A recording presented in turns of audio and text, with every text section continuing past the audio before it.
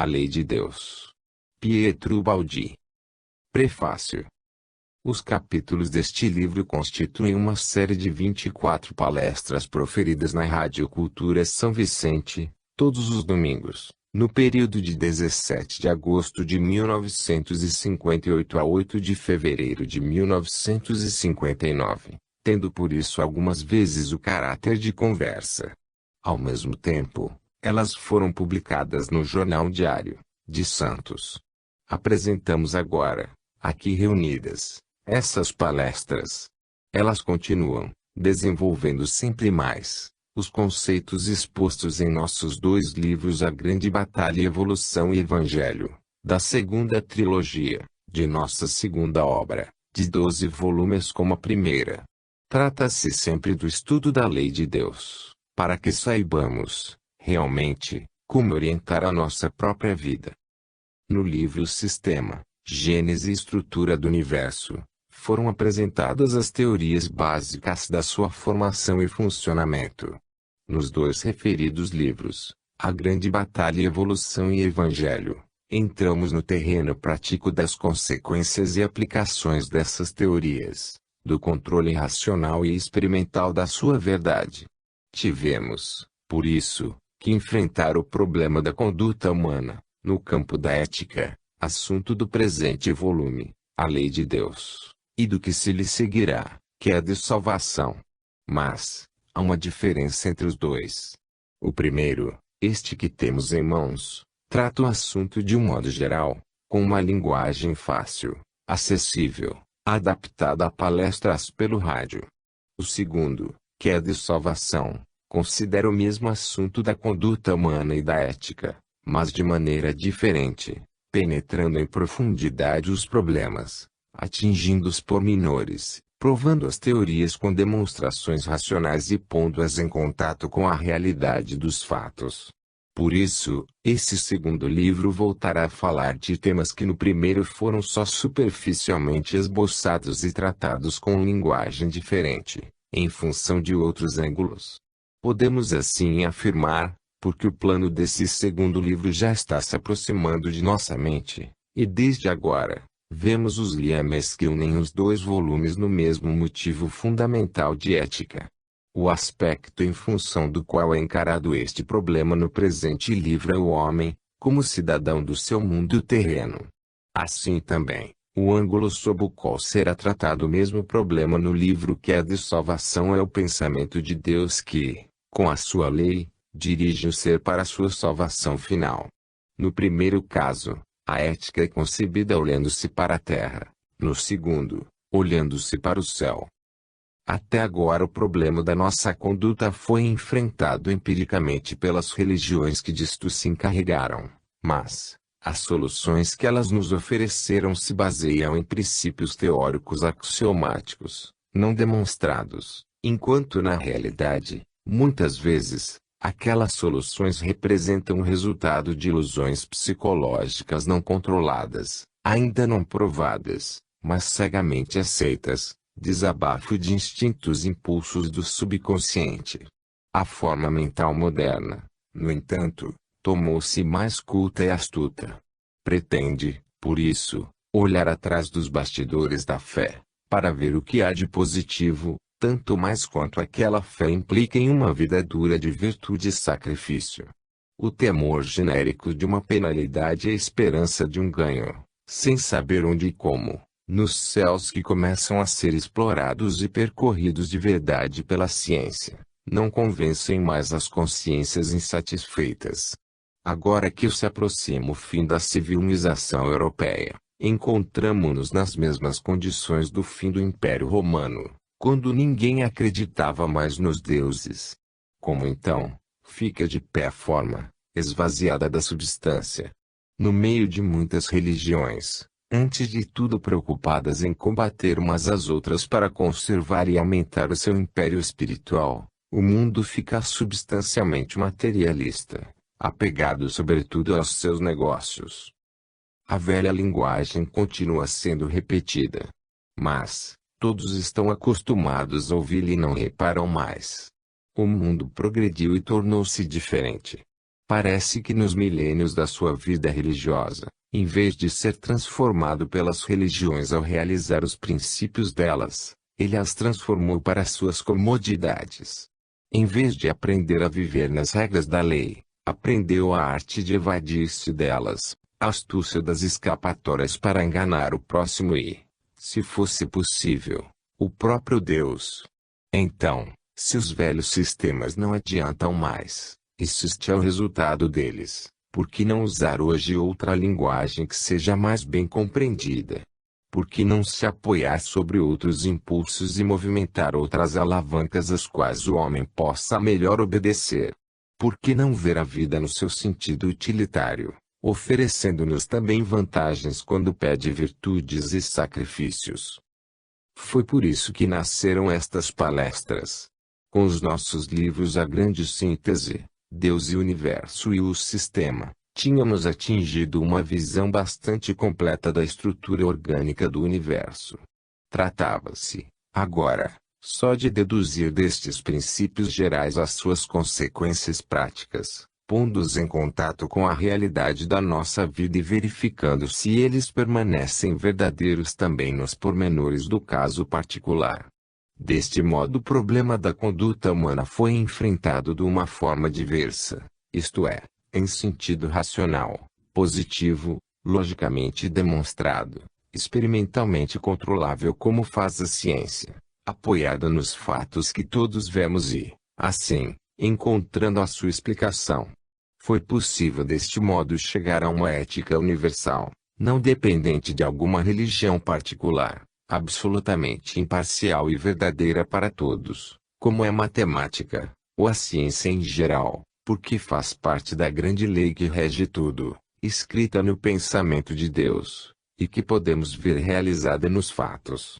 Chegamos assim, nestas palestras, a uma orientação que sai do terreno empírico das religiões para entrar no terreno positivo da ciência, o que justifica as nossas conclusões, de que elas têm de ser ponderadas por toda a mente que queira e saiba raciocinar e por isso aceita a demonstração, como a de um teorema de matemática. A novidade e importância deste ponto de vista, sustentado nestas palestras, baseia-se nos seguintes fatos. 1. Trata-se de uma ética universal, que diz respeito à vida e permanece verdadeira em todas as suas formas chegadas a um dado nível de evolução, em qualquer corpo celeste do universo. Por isso, ficando acima de todos os pontos de vista particulares e relativos, esta ética resulta absolutamente imparcial a respeito das divisões humanas, porque delas é completamente independente. 2. Trata-se de uma ética positiva, como é a ciência, baseada em fatos, de uma ética que não é senão um capítulo da lei que tudo rege e que a ciência estuda em outros seus aspectos. Ética de efeitos calculáveis, determinística, baseada em princípios absolutos, sem escapatórias, como por exemplo, a lei da gravitação e as leis do mundo físico, químico, biológico, matemático etc. 3. Trata-se de uma ética praticamente utilitária, concorde com o princípio fundamental da lei, que é a justiça e também o desejo do ser, justiça que exige que o sacrifício da obediência à lei e o esforço para evoluir encontrem a sua recompensa. Ética correspondente ao instinto fundamental do ser, que é o de fugir do sofrimento e de chegar à felicidade. Por isso, vem a ser uma ética capaz de ser entendida e aceita, porque satisfaz a forma mental do homem moderno. 4. Trata-se de uma ética racional, logicamente demonstrada, que não se baseia na fé cega, no princípio de autoridade ou no terror de castigos arbitrários e obscuros, mas que convence quem saiba pensar. Uma ética que não admite enganos, porque nela se pode ver tudo claro, a perfeição e a bondade das regras, às quais devemos obedecer até as últimas consequências de cada ato nosso. 5. Esta ética resulta de um sistema filosófico científico universal que tudo abrange e explica desde o princípio até o fim, sistema do qual ela representa um aspecto controlável nas suas consequências práticas da vida comum. Estas conclusões se baseiam no valioso apoio de teorias positivas gerais que a sustentam, orientando-nos também a respeito de tantos outros fenômenos, dos quais estas teorias oferecem uma interpretação lógica. 6. Esta ética pode ser submetida a um controle experimental no laboratório da vida, com o mesmo método positivo da experimentação que a ciência usa para controlar a verdade das outras leis que vai descobrindo, e todas juntas, ao lado desta ética, constituem a grande lei que tudo rege. 7. De fato, estas conclusões foram submetidas, por nós que as estudamos em nossa própria vida inalheia por meio século, sob controle experimental, que as confirmou plenamente. E muitas testemunhas viram os fatos que aconteceram. 8. Afinal de contas, não estamos dizendo coisa nova, mas repetindo com outras palavras o que já foi dito no Evangelho e pelas religiões mais adiantadas que o mundo possui. De tudo isto só quisemos dar demonstração lógica e prova experimental.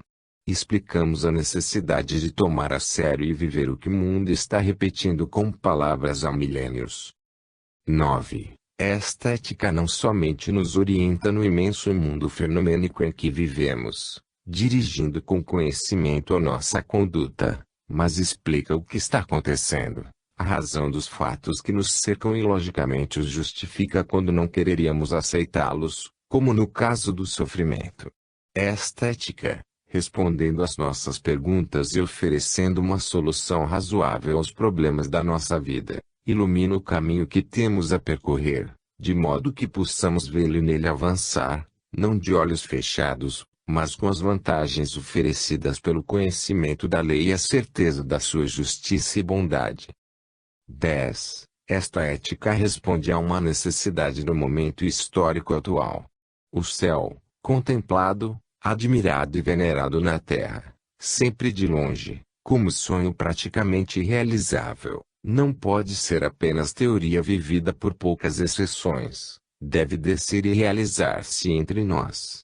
Seria absurdo que os grandes ideais existissem para nada, como o homem preguiçoso preferiria. Apesar da sua indiferença, ele não pode paralisar as forças da evolução na realização do seu objetivo fundamental, que é o progresso. Com o abrir-se da inteligência e o aumento do conhecimento, vai aparecer também no terreno da ciência positiva, a verdadeira concepção de Deus e da sua lei. Ela sairá, então, das formas das religiões particulares em lutas entre si, da clausura das igrejas, do exclusivismo dos seus representantes. Então, o homem, mais consciente, perceberá a grande realidade que é Deus e, finalmente, para o seu bem, se colocará, obediente, na ordem da lei. S. Vicente, Páscoa de 1959. 1. Novos caminhos. Plano e método de trabalho. Na véspera do meu 72º aniversário, aqui em Santos, onde desembarquei, vindo da Itália, há quase 6 anos, em dezembro de 1952, começo esta primeira série de rádio-palestras, a fim de poder chegar a um contato mais próximo com os meus amigos. Até agora este contato realizou-se por intermédio dos meus livros, isto é, da palavra escrita. Hoje realiza-se também de viva voz, o que toma um contato mais real, mais atual, mais próximo do ouvinte, do que o obtido pelos escritos dirigidos ao leitor. Entro assim numa fase nova do meu trabalho, que é a de me aproximar do povo com uma linguagem mais simples, de maneira a ser compreendida. Procurarei fazer com que estas conversas se prolonguem o mais possível, a fim de chegar a uma comunhão de pensamento mais completa, se porventura já não teria sido alcançada, a uma união de mente e coração, que constitui uma ponte através da qual eu possa doar tudo de mim mesmo, doar tudo aquilo que consegui compreender e realizar na minha longa experiência, numa vida de tempestades e introspecção profunda. A dor constrangeu-me a aprender a superá-la para dela fugir ou, pelo menos, domesticá-la. Neste nosso mundo são muitos os que sofrem, e ensiná-los como amansar a dor é obra de caridade. Procuraremos também satisfazer a sede de conhecimento que se encontra aninhando no fundo de cada alma. Tudo isto quero comunicar aos amigos, que serão meus herdeiros. Dizem que meus livros são difíceis demais, mas eles não constituem todo o meu trabalho.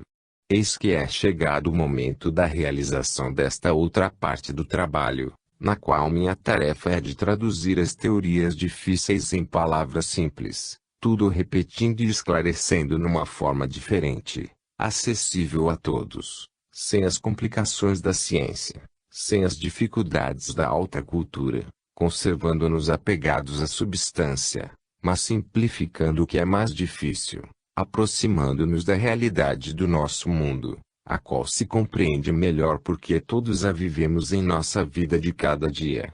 As grandes teorias do universo serão descritas de outra forma. Esta nova exposição daquelas mesmas teorias terá a vantagem de as confirmar em virtude de contato mais direto com os fatos. Desta maneira, elas se tornarão acessíveis sem ser necessário o esforço mental que nem todos podem fazer, sem a cultura que nem todos possuem. Assim, estas verdades poderão ser compreendidas e utilizadas por um número cada vez maior de pessoas que desejem ser beneficiadas e precisem de orientação a fim de melhor se dirigirem na vida. Para que não haja qualquer mal-entendido, desejamos afirmar, logo de começo, que a nossa finalidade é só fazer o bem. Queremos fazer isto, oferecendo o fruto do nosso pensamento e da nossa experiência, para que os amigos possam deste conhecimento tirar a maior utilidade para si próprios, utilidade espiritual, que é a base da material, porque uma não se pode isolar da outra. Nossa tentativa não se destina a impor ideia alguma ou fazer prosélitos. É apenas uma oferta livre, que não obriga ninguém a aceitá-la. Quem estiver convencido de possuir outra verdade melhor e estiver satisfeito com ela, que não abandone. Quem não gostar de pesquisas no terreno de tantos mistérios que nos cercam de todos os lados, quem não quiser incomodar-se com o trabalho de aprofundar o seu conhecimento, enriquecendo com novos aspectos da verdade, fique tranquilo na sua posição. Não desejamos perturbar ninguém, não andamos em busca de seguidores a fim de conquistar domínio na terra, não somos rival de ninguém neste campo. O nosso único interesse é a pesquisa para atingir o saber. Este, e só este, é o nosso objetivo, e não o de conquistar poder algum neste mundo. Permanecemos, por isso, com o maior respeito por todas as verdades que o homem possui e pelos grupos que as representam. Respeitamos os campos já conhecidos, embora sigamos por nossa conta explorando novos continentes. Respeitamos as verdades já conquistadas, embora procuremos ver mais longe. Respeitamos todas as religiões e doutrinas, e de maneira nenhuma pretendemos destruí-las ou superá-las, a fim de as substituir por outras. Ensinaremos sempre o maior respeito pela fé e filosofia dos outros. O nosso lema é que o homem civilizado não agrida nunca ao seu próximo, e que um ser evoluído nunca entre em polêmicas. Isto significa que, para nós quem agride o próximo não é civilizado e aquele que entra em polêmicas para impor à força as suas ideias aos outros ainda não é evoluído. Não quer dizer seja ele mau, mas tão somente atrasado no caminho da evolução, como prova o uso dos métodos que mais se aproximam da fera. O método usado revela a sua própria natureza e o nível de vida a que pertence. Mais adiante explicaremos isto melhor. Dize-me como lutas e dir-te-ei quem és. Tranquilizem-se, assim, os que suponham estejam fazendo campanhas contra alguém. Isso significaria retroceder milhares de anos no caminho da evolução. Proceder assim seria sintonizar com forças negativas da destruição. E veremos que entre tantas leis que dirigem o mundo, existe aquela segundo a qual quem destrói acaba destruindo a si mesmo. Quem agride o próximo agride a si mesmo, quem faz o mal, o faz antes de tudo a si mesmo. Veremos a maravilhosa justiça de Deus, sempre presente, em ação, inclusive neste mundo de injustiça. Veremos que a ciência e a lógica não estão contra a fé. Os poderes do intelecto nos foram dados por Deus para compreender e demonstrar a verdade com provas reais, pois que a fé pode apenas vislumbrá-la. Veremos muitas coisas boas e maravilhosas, provenientes de planos de vida mais elevados e que, se quisermos, podemos atrair à Terra. Maravilhosa descida de sabedoria e de bondade, através das quais se manifesta entre os homens a presença de Deus. Procuraremos aprender a arte de viver em paz e no respeito ao próximo, o que constitui a base de uma feliz convivência social.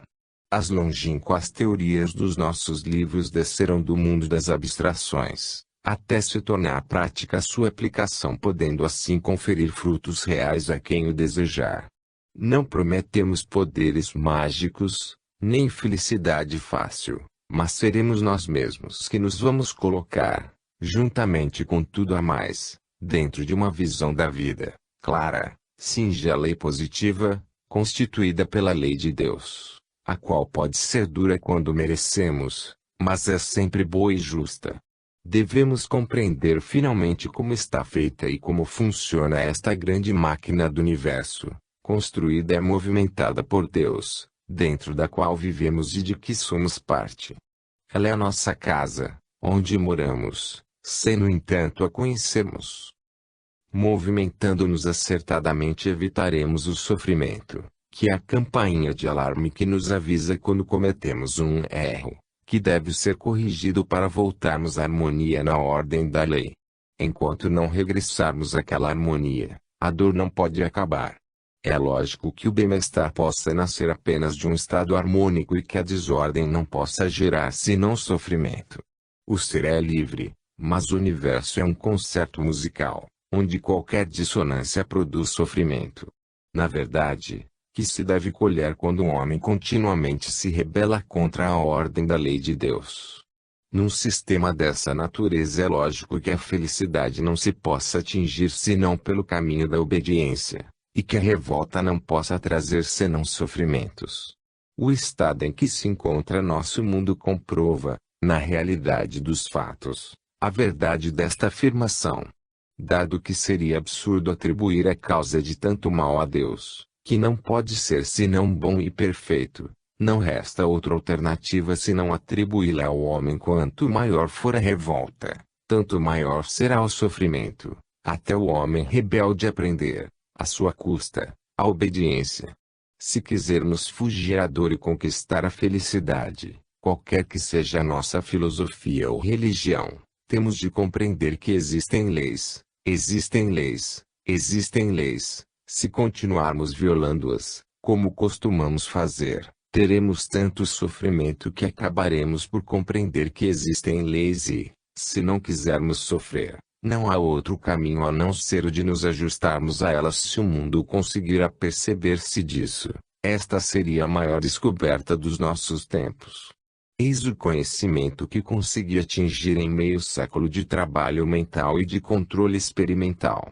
Este é o presente que agora quero oferecer aos meus amigos. O mundo atual parece que se está tornando cada vez pior. Mas Deus pôs limites à liberdade do homem, de maneira que este não tem o poder de parar o funcionamento da lei que tudo rege. O mundo pode ser conduzido ao desmoronamento e ao fracasso, mas o prejuízo é somente para quem a isso conduzir. A lei de Deus permanece imutável. Isto quer dizer que, no meio de tantos crimes e injustiças, a justiça de Deus fica de pé, e os que fracassarem serão os piores. Mas para os justos, para os honestos, que não mereceram a reação da lei, fica, em sua defesa, a justiça de Deus. Perante ele, cada um fica sozinho com o seu destino, para colher o que semeou e receber o que mereceu. Veremos o que quer dizer destino, procurando penetrar o segredo da nossa vida através do conhecimento das leis que a regem. Muita coisa teremos de ver juntos. Nesta primeira palestra não é possível tocar senão em alguns assuntos gerais. Mas, pouco a pouco, entraremos cada vez mais nos problemas da vida que temos a resolver, nas perguntas que surgem em nossa mente e às quais é necessário responder. Eis a conclusão que podemos antecipar: Deus vem ao nosso encontro de braços abertos, com uma lei da bondade e de justiça, e podemos receber felicidade quando a tivermos merecido, por termos semeado bondade e justiça. Há um caminho para chegar à felicidade, mas se o homem não quer segui-lo, a culpa e as justas consequências não podem ser senão dele mesmo. Devido à escassez do tempo, não podemos prosseguir hoje, mas continuaremos depois. Irá, assim, realizar-se um colóquio entre as nossas almas, até chegarmos a um abraço de compreensão e alegria para mim, por tornar-me útil ao próximo, e os ouvintes possam desfrutar das vantagens de compreenderem melhor a vida, e, consequentemente, de semearem para si menos sofrimentos. Procurarei falar de alma para alma, a cada um, como em segredo, ao ouvido, a fim de esclarecer os vossos problemas, focalizando-os diretamente, para confortar os que sofrem, orientar os que duvidam, pacificar os revoltados, encaminhar para Deus os desviados, dar uma fé e uma esperança aos descrentes. Para nos libertarmos da disciplina da lei, de nada vale dizer que Deus não existe, ele permanece existindo. De nada vale negar a sua lei, ela continua funcionando. De nada vale escondermos-nos nas trevas, a luz persiste resplandecendo no alto. Estamos vivendo dentro desta lei viva, nossa própria vida deriva dela e representa o pensamento e a vontade de Deus, que é a causa primeira da vida universal. Continuaremos, assim, falando juntos, de amigo para amigo, unidos por um liame de bondade, para o bem de ambos. Sem bondade não se pode dizer a verdade. Considerarei cada ouvinte como um amigo meu pessoal, com o qual estou desabafando a minha paixão de beneficiar o próximo. Não sou rico para dar dinheiro, não sou poderoso para oferecer vantagens materiais. Dou o que tenho, o pensamento que recebi por inspiração, e o amor do meu coração. Como recompensa espero que este pensamento seja compreendido e que este amor seja retribuído. 2. Separatismo religioso. Respeito por todas as crenças. Estou novamente convosco, continuando a nossa primeira conversa. Destas conversas faremos muitos zelos e destes zelos uma corrente de inteligência e de bondade, para construir um dique contra a ignorância e a maldade que inundam o mundo. Estas palestras singelas, estas palavras que saem dos meus lábios, serão úteis para afastar tantos mal-entendidos e dúvidas que nasceram por incompreensão do meu trabalho, desde a minha primeira vinda ao Brasil em 1951. Peço desculpas por ter de falar de mim, o que me é desagradável. Mas não há outra maneira de esclarecer o caso. Tenho aqui de repetir mais uma vez o que foi sempre o meu lema, isto é, universalidade e imparcialidade. Devo também explicar que as minhas palavras têm de ser entendidas literalmente, elas não contêm outros significados ou subterfúgios. Ora, imparcialidade quer dizer não existência de partido, compreendendo-os a todos, significa não ficar fechado na forma mental de facção ou de grupo particular algum, sobretudo quando este grupo, seja ele qual for, se impõe combater outros grupos, julgando-os errados e maus e, porque sendo diferentes dele próprio, persegui-os com as suas condenações.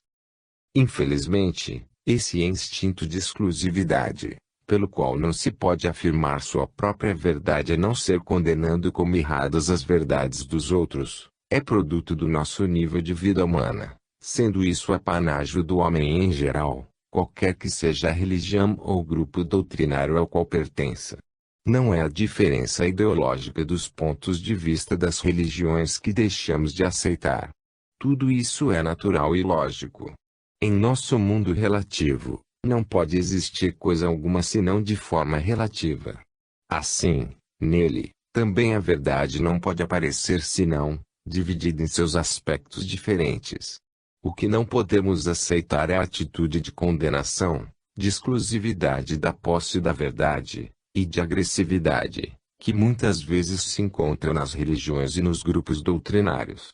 Não nos interessa tomar parte nestas rivalidades terrenas, que nada têm a ver com a pesquisa da verdade que buscamos. O nosso objetivo não é o de defender um patrimônio já adquirido, mas o de nos enriquecermos com novas conquistas para doá-las a quem as quiser. Não estamos amarrados a quaisquer interesses terrenos que imediatamente se constroem por cima de toda e qualquer verdade.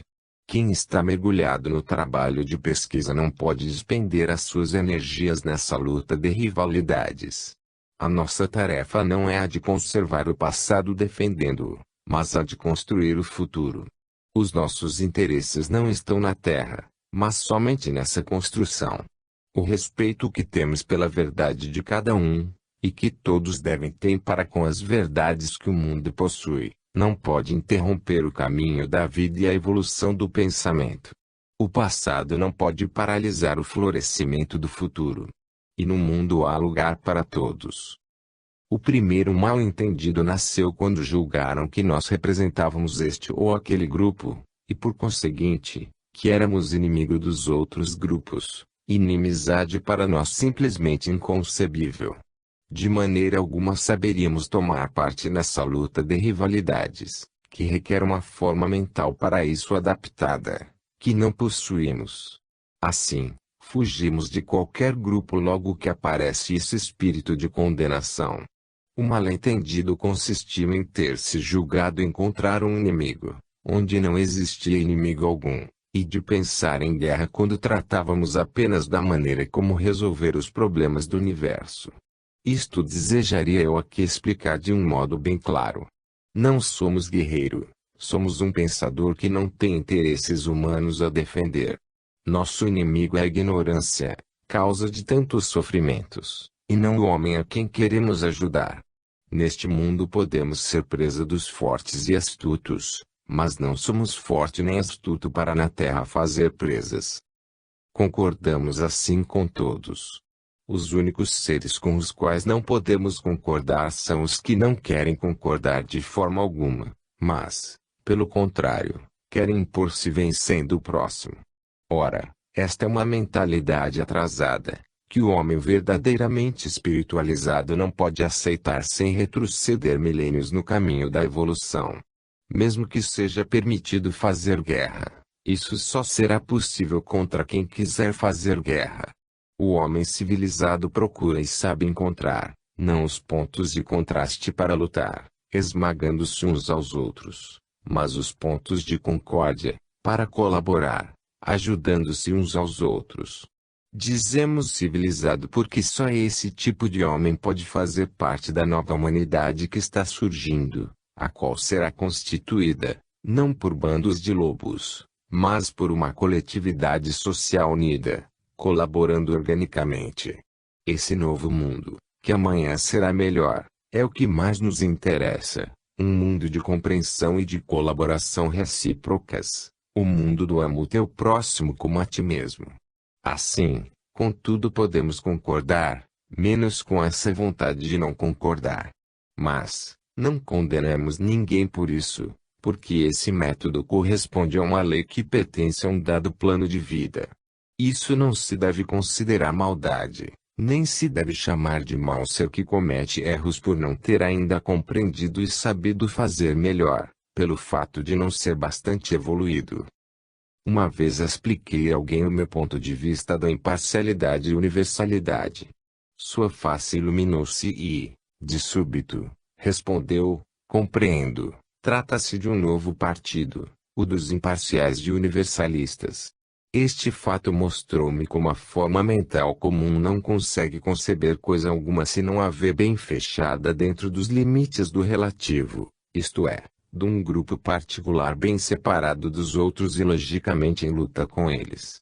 Colocada perante a ideia de universalidade, esta forma mental não consegue concebê-la senão na forma de um imperialismo dominador de todos, que um poder central consegue submeter.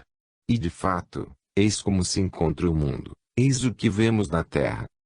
Quando cheguei ao Brasil a convite de um desses grupos, outro grupo levantou-se contra mim, dizendo ter chegado um enviado de Satanás. E quando sustentei algumas teorias deste outro grupo, fui censurado pelo que me havia convidado. E assim acontece sempre, porque se trata de um mesmo tipo de homem, o qual possui uma só forma mental, que o leva a proceder sempre de igual maneira, isto é, com condenações e anátemas, pertence-lhe a que grupo pertencer. É assim que nascem os mal-entendidos. O meu trabalho não é o que todos quereriam, ou seja, o de oferecer-me como um seguidor a mais para engrossar as fileiras desse ou daquele grupo, mas é o de fazer pesquisas para resolver problemas ainda não resolvidos, esclarecer dúvidas, compreender mistérios, responder a perguntas a que as religiões, as doutrinas e as filosofias ainda não deram resposta. Disso se conclui que a ideia comum de imperialismo religioso, em busca de adeptos e seguidores, não me interessa e não faz parte do meu trabalho. Falo bem claro, não quero de maneira nenhuma chefiar coisa alguma na Terra, não quero conquistar poder algum neste mundo. Não há, assim, qualquer razão para rivalidades. O que almejo é só utilizar esta minha condenação de viver neste baixo nível de vida, para ajudar os outros a levantarem-se a um nível espiritual mais alto. Se me fosse permitido, só uma vez, ser egoísta, o meu único desejo seria o de ir-me embora, fugindo para bem longe deste mundo e não voltar mais. Por isso, as lutas pelas conquistas humanas, que tanto interessam aos meus semelhantes, não têm sentido para mim e, achando-as muito cansativas, não cuido delas. As minhas lutas dirigem-se para objetivos totalmente diferentes. É necessário explicar tudo isso para que meu trabalho seja compreendido. Infelizmente, em nosso mundo estamos acostumados a supor que cada palavra seja uma mentira e julgamos que somos astutos quando conseguimos descobrir essa mentira. Isso é o que, suponho, aconteceu também a meu respeito. Daí nasceu o mal-entendido, porque neste caso acontecia o inacreditável, isto é, que as minhas palavras eram, na realidade, verdadeiras e atrás delas não havia outra ideia para encobrir. É necessário tomar as minhas palavras literalmente, pelo fato de que elas querem dizer simplesmente o que dizem e não contêm segundas intenções. Para quem não quer conquistar poderes na Terra, é lógico que o método seja diferente do empregado pelo mundo. Nosso método, na verdade, é oposto ao do homem comum.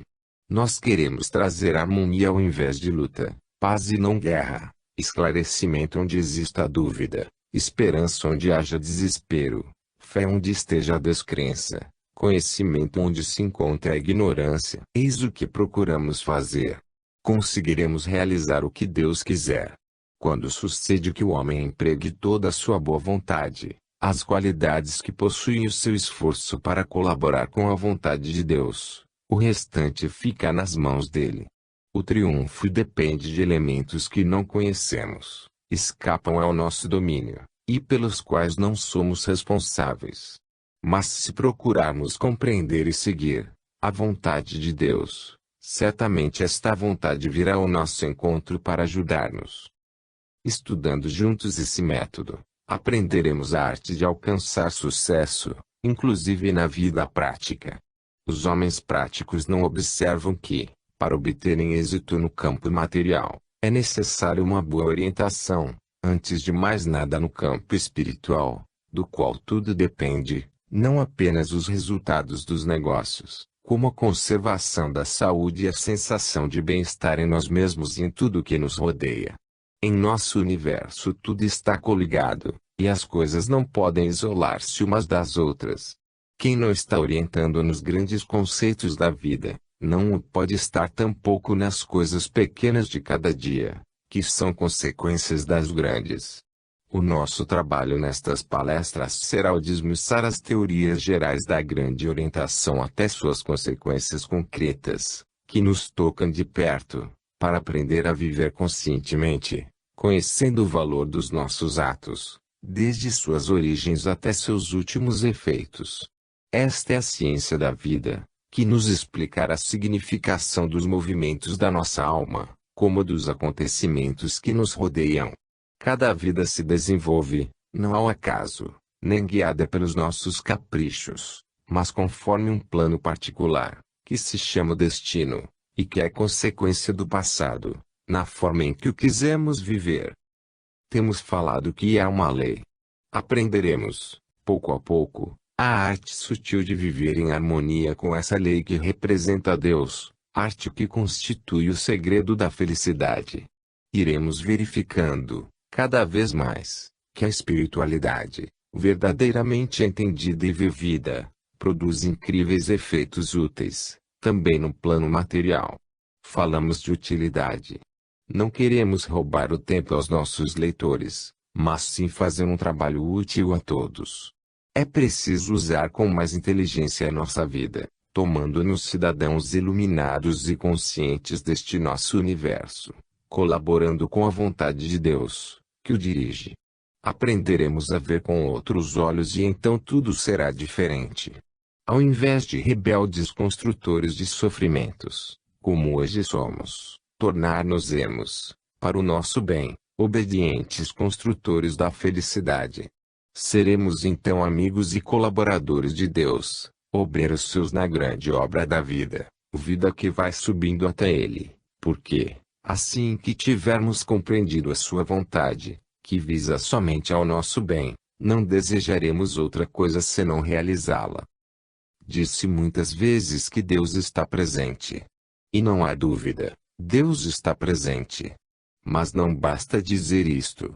É preciso aprender a perceber esta presença, chegar a compreender o seu pensamento e seguir o caminho marcado pela sua vontade.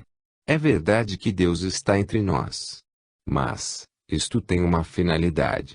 Deus está entre nós, dentro de nós, para que respiremos esta sua presença e possamos fundir-nos em harmonia com a sua vontade, realizando em nossa vida os ditames da sua lei. E isso também tem uma finalidade, que é de levar-nos a não errar, como se costuma. Não errar quer dizer não sofrer mais os choques dolorosos que são consequência do erro, que por sua vez é violação da lei. Isso significa evitar sofrimento e proporcionar-nos tranquila felicidade, que só num estado de ordem é possível. 3. O problema do destino. A semeadura é livre, mas a colheita obrigatória. Como orientar nossa vida no plano geral do universo, conhecendo o funcionamento da lei?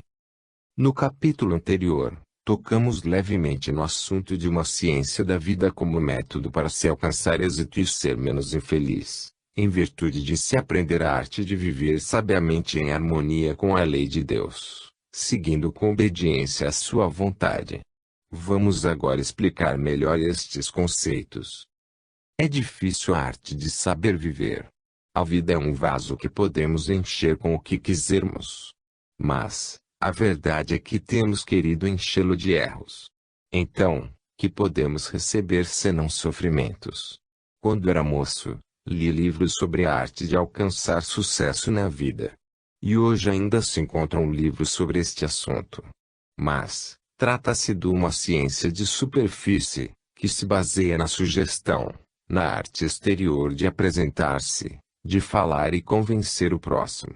Ora, isso só pode levar a um êxito parcial, momentâneo, superficial. O verdadeiro êxito na vida consiste num problema de construção de destinos, um problema complexo de longo alcance, que só se pode resolver conhecendo o funcionamento das leis profundas que regem a vida, e a posição de cada um dentro dessas leis, ou seja, o plano de uma vida enquadrada no plano geral do universo, em função de Deus. Mas, o homem não conhece nenhum nem outro desses dois planos. Como se pode chegar a uma orientação completa do caso particular, se não se conhece a lei geral? A maioria não é dona dos acontecimentos da sua vida, mas é serva dirigida por eles. A vida deveria ser um trabalho orgânico, consciente, executado em profundidade, dirigido logicamente para finalidades certas, que a valorizem, dando-lhe um sentido construtivo. A vida é um jogo vasto e complexo. Podemos deixá-la decorrer levianamente, mas então, ou perdemos o nosso tempo, ou semeamos sofrimentos, cometendo erros. E depois, as consequências terão de ser suportadas inevitavelmente por nós. Fala-se de destino e da sua fatalidade. Mas, os construtores desse destino somos nós mesmos e depois ficamos sujeitos à sua fatalidade. A nossa vida atual apresenta-se como um fenômeno sem causas e sem efeitos, se considerada isolada. Para ser compreendida, é preciso concebê-la em função das vidas precedentes que a prepararam, e das vidas futuras que a completam. O presente não pode ser explicado senão como fruto do passado, das ações livremente desencadeadas, cujas consequências são agora o que chamamos o nosso destino. Da mesma forma que o passado representa a semeadura do presente, o presente representa a semeadura do futuro. A semeadura é livre, mas a colheita obrigatória. Verifica-se, assim, este jogo complexo de semeadura e colheita, entrelaçadas em cada momento da nossa vida. Esta é a lei de Deus e ninguém pode modificá-la. Mas dentro desta lei somos livres para nos movimentar à vontade. Assim, somos ao mesmo tempo livres e dependentes. Temos o poder de nos arruinar ou de nos salvar, como quisermos, mas não podemos alterar a lei, e a nossa ruína ou salvação fica fatalmente sujeita às normas da lei de Deus. Ela regula os movimentos de tudo que existe do homem também. Conhecê-la quer dizer conhecer as regras do jogo da vida, isto é, a ciência da própria conduta, a arte de evitar os movimentos errados e fazer os certos, para fugir do dano próprio e atingir o melhor bem-estar possível. É indiscutível a superioridade do homem que possui este conhecimento, em comparação com quem, na luta pela vida, não o possui. O primeiro tem muito mais probabilidades de alcançar sucesso do que o segundo. Para quem conhece a lei em geral, é possível colocar-se dentro dela na devida posição, evitando as dolorosas consequências de uma posição errada. O homem comum acredita viver no caos, onde procura impor a própria vontade a tudo e a todos. Mas, de fato, não é assim. Esta suposição é fruto da sua ignorância. Não há vontade humana que possa dominar o poder da lei. Esta é constituída, não só como norma, pela inteligência de Deus, mas também como poder, pela vontade dele. Isto quer dizer que as normas são ao mesmo tempo uma força que quer que elas se realizem, uma força irresistível, viva e ativa, sempre presente em todos os tempos e lugares, da qual não é possível fugir. A lei é boa, sábia, paciente e misericordiosa, mas é também justa, de uma justiça inflexível, de modo que, quando a criatura abusa, ela se desencadeia como furacão e derruba tudo, coibindo o abuso. A coisa mais importante na vida, a base de tudo, e a orientação. E a maioria vive correndo atrás das ilusões do momento, desorientada e descontrolada. Só quem conhece tudo isto pode orientar-se, inclusive a respeito do seu destino e das finalidades particulares que lhe cabe atingir na vida atual. Pode assim evitar os atritos dolorosos contra a lei, que atormentam os rebeldes, e subir mais facilmente, levado pela corrente da lei que o ajuda, uma vez que ele quis colocar-se em obediência a ela. Quem, por ter compreendido, sabe obedecer com inteligência, conhece o caminho mais rápido e menos doloroso da salvação. Seguir a lei quer dizer seguir a vontade de Deus. Esta é uma bem estranha posição para o mundo, que ainda obedece à lei animal do mais forte. Seguir a vontade de Deus não quer dizer perder a própria e tomar-se automato. Essa obediência é um estado de abandono em Deus, em absoluta confiança, como o filho nos braços da mãe. Mas, esse abandono é ativo e dinâmico, como de quem vai atrás de um guia sábio e bom que o defende e lhe garante o êxito, desde que o seguidor queira obedecer com boa vontade, sinceridade e fidelidade. É o abandono do operário, consciente da sabedoria do patrão que manda, mas a quem, para sua própria vantagem, convém obedecer, acompanhando e colaborando. Ninguém pode negar as vantagens de trabalhar juntamente com Deus, apegado ao Todo-Poderoso. Esta é uma posição de vantagem que fornece à criatura poderes, os quais não pode atingir quem caminha sozinho, dirigido apenas pela sua própria vontade e inteligência. Se soubermos aprender esta arte de viver em harmonia com Deus, a nossa existência se deslocará do plano da injustiça e da força em que vive o homem, ao plano da justiça e da bondade em que tudo funciona com princípios diferentes. Trata-se de substituir o instinto de domínio do nosso eu individual, que vai até a revolta contra Deus, pelo desejo de concordar com a sua vontade, num estado que, em vez de ser de separação, representada pela nossa debilidade, será, ao contrário, de união, que constitui a nossa fortaleza. Então, a vida se tornará outra coisa para nós. Ela não será jamais dirigida pelo princípio da força e do engano, que levam ao esmagamento e à desilusão, mas será antes dirigida pelo princípio da justiça e da sinceridade, que reconhece o nosso direito a tudo de que necessitamos para viver, de acordo com o nosso merecimento. São dois princípios absolutamente diferentes. Cabe a nós, conforme os nossos pensamentos e conduta, pertencer a um ou outro desses dois planos, e por conseguinte ser regidos por princípios bem diferentes, muito menos duros e dolorosos no segundo caso. Este é um problema absolutamente individual, de escolha e resultados individuais, independente da maneira boa ou má como os querem resolver os outros. Não importa se o mundo não quer transformar-se, preferindo o contrário. Cada um pode transformar-se e salvar-se por sua conta. Cada um constrói o seu próprio destino. É lógico que Deus seja justo, e é justo que as consequências advindas do nosso comportamento sejam o efeito de causas engendradas por nós mesmos. De acordo com o mundo atual, as qualidades mais úteis para vencer são a força e a astúcia. Isso cria um estado de luta de todos contra todos, sem repouso. Esse contínuo estado de guerra é uma dura, mas merecida condenação, devido à psicologia de revolta que domina na Terra.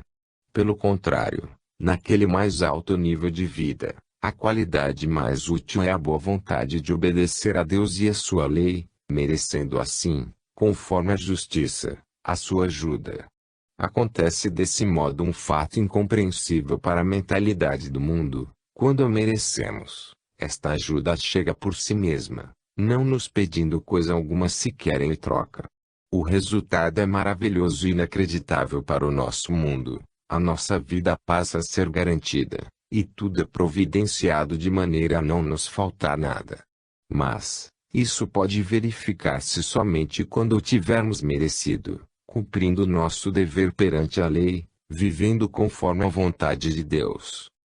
Surge então uma coisa que o mundo não acredita seja possível: para chegar a possuir o de que precisamos e para alcançar sucesso não é necessário força ou astúcia. Basta tê-lo merecido, como a justiça o exige. Aqui não é o prepotente ou astuto quem vence, mas o homem justo que cumpre o seu dever. Somos, num nível de vida mais evoluído, regidos por um princípio mais alto. Trata-se de um nível ao qual pertencem os indivíduos mais amadurecidos. O incrível é que vemos funciona nesse novo mundo a divina providência. Ela funciona de verdade, mas, é lógico, só para quem o merece. É lógico que ela não funcione para quem não o merece. Quando o tivermos merecido, podemos ter a certeza de que se verificará para nós esse milagre da divina providência, que nada nos deixará faltar do que precisarmos, seja para a alma, seja para o corpo. Em geral não se acredita que isto possa acontecer de verdade, porque de fato é muito raro que aconteça, porque é raro também que o mereçamos. O mundo está cheio de necessidades porque está cheio de cobiça.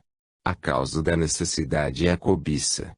Quem semeia insaciabilidade, tem de recolher fome. Quem furta, tirando dos outros o que não ganhou honestamente com o seu trabalho, terá de viver na miséria, até que aprenda, à sua custa, a lição da honestidade.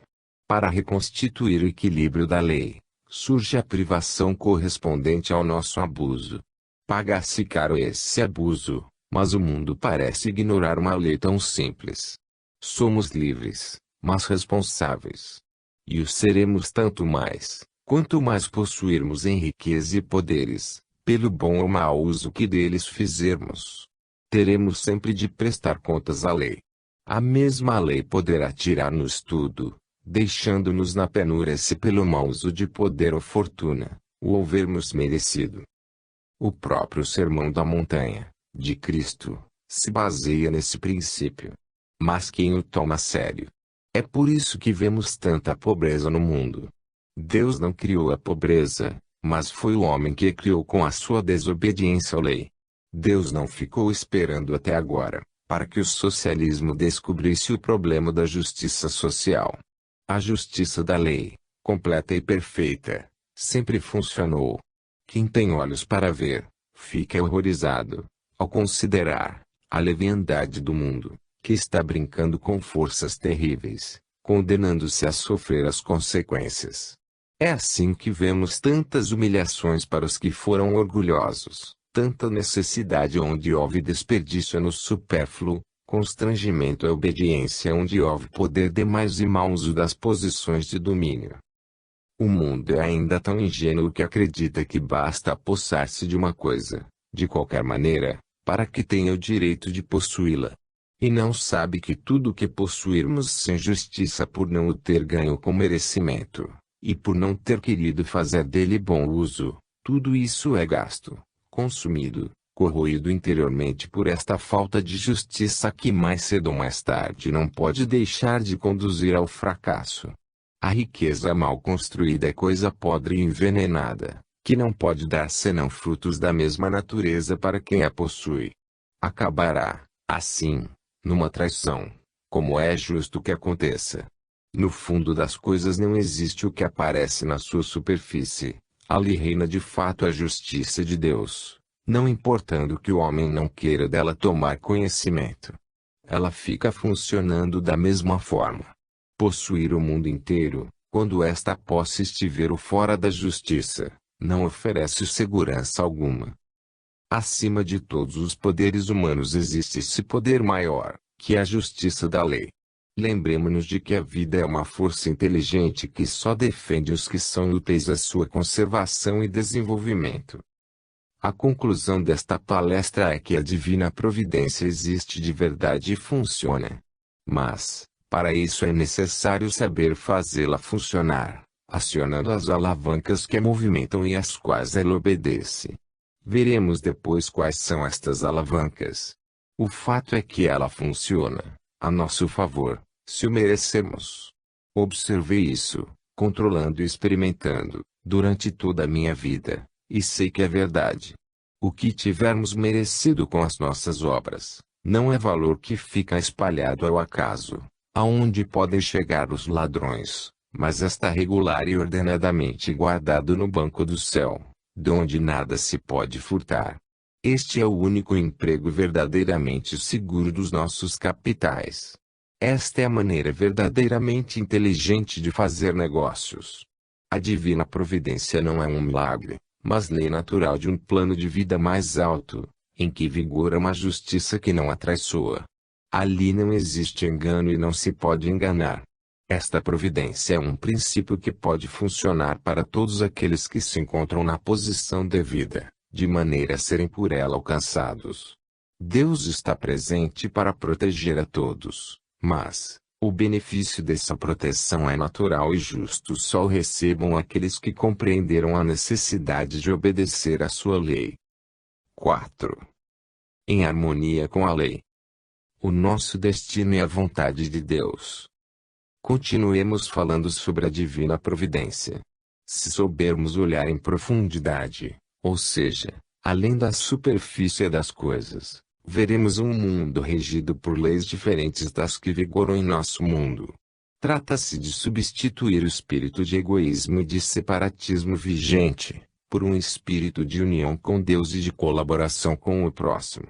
Trata-se de nos colocarmos num estado de aceitação perante a lei de Deus, ao invés de nos colocarmos num estado de imposição para com o próximo. É na aplicação desta nova lei, a do Evangelho, que consiste o segredo